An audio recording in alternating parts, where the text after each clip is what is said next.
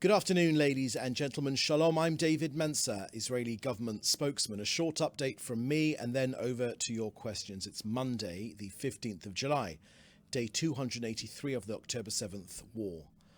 On our hostages, Hamas still holds 120 hostages, men, women, children, the elderly from 24 nations enduring horrific abuse for 9 months now.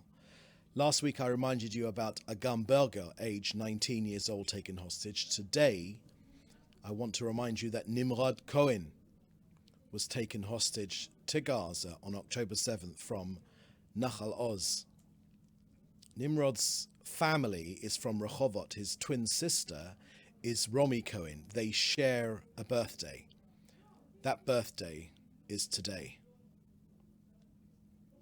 20 years old, 283 days of captivity. 120 of them need to be freed. Israel will not rest until they are all home. Hamas will be destroyed together with their terrorist threat to Israel, and we will return our residents securely to their homes in the south and the north. As the Prime Minister said on Saturday night, the war will end only when we achieve all our goals and not a moment before. Now to sad news of IDF casualties, 682 since the start of the war. Master Sergeant in the reserves Valery Chefonov was 33 years old and from Netanya. He was killed in combat in the north of Israel. There are no words of mine that can assuage the pain of their parents and their families. We embrace them and those dear families who have lost precious heroes, sons and daughters in this war for our existence. This war has exacted heavy costs from us, none more than the families of our soldiers and especially our fallen soldiers. There is still a way to go to victory. More days of fighting and difficulty await us. But as the Prime Minister said, I promise you, with unity, determination and faith in the justice of our cause, we will fight, and with God's help, we will win. May their memories be a blessing forever.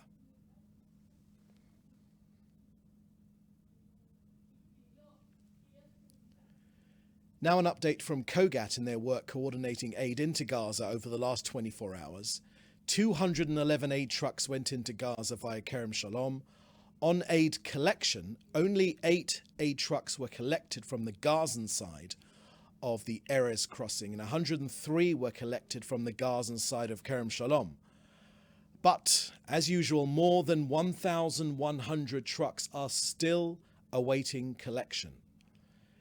You know, international leaders come and go through Israel and they tell us about the necessity of unrestricted aid into Gaza.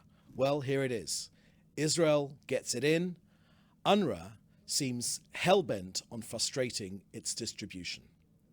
Nonetheless, 6 tankers of gas and 4 of fuel went in for essential infrastructure in Gaza. Out of 18 UN coordination requests, 17 were approved, and out of 45 general coordination requests, 41 were approved. So in conclusion, COGAT are focusing on 4 key areas: clearing bottlenecks of aid waiting for collection by UN agencies at the Kerem Shalom crossing, improving medical responses inside Gaza, improving sanitation, sewage, waste, water, facilitating movement for humanitarian organizations. Since October 7th, more than 42,000 trucks have delivered more than 791,000 tons of humanitarian aid into Gaza. That's more than enough food to feed all of Gaza's residents. 80% more food compared to prior to October 7th. And we are expanding our efforts all the time to get more in. So that's the end of our briefing today. I will now take your questions, which you should put in the chat together with your news outlet. Thank you very much. First question from Jim Williams from Zenga. Can you confirm that Prime Minister Netanyahu will meet in Washington before he addresses a joint session of Congress? Thank you, Jim. It's not quite clear who you asking about the Prime Minister meeting inside Washington. We haven't announced the schedule for the Washington visit by the Prime Minister, but it will be coming out before the trip, and we will keep you updated about the Prime Minister's movements in the US. Next question we have here is from David Clement from the News Forum. On Saturday, the Prime Minister said there still wasn't absolute certainty on the killing of Mohammed Daif. Can that be confirmed at this point? Thank you for that question, David. I haven't got anything more to add about confirmation of that fact, but let me just say, first things first, Hamas murderers are dead men walking. On Saturday night, as you mentioned, the Prime Minister said that one way or another, we will reach the entire Hamas leadership. Now, Hamas targeted Daif based on precise intelligence data. He was in a compound where two senior Hamas targets were hiding. The arch-murderer Mohammed Daif, who was the Hamas military leader, and Rafa Salameh, commander of Hamas's Khan Yunis brigade.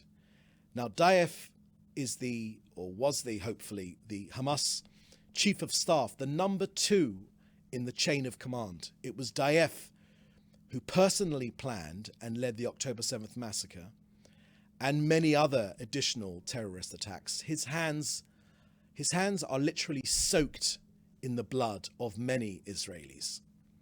Now, ahead of this action, measures were taken to minimize as much as possible harm to civilians and uninvolved persons. Our intel was that there were no hostages in the compound and no hostages were harmed in this action. Now, just a reminder, these were Hamas senior operatives from the military branch of Hamas. They had personal responsibility for planning and carrying out literally hundreds of terrorist attacks against Israeli citizens.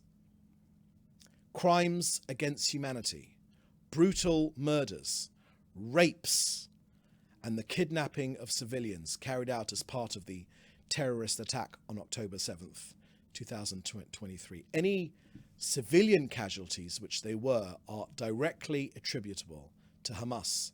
They repeatedly violate international law, all the principles of human morality.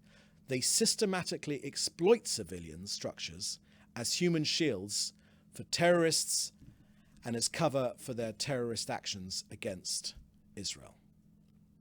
Okay, any other questions? No other questions? Well, if that's the case, thank you very much for joining us today.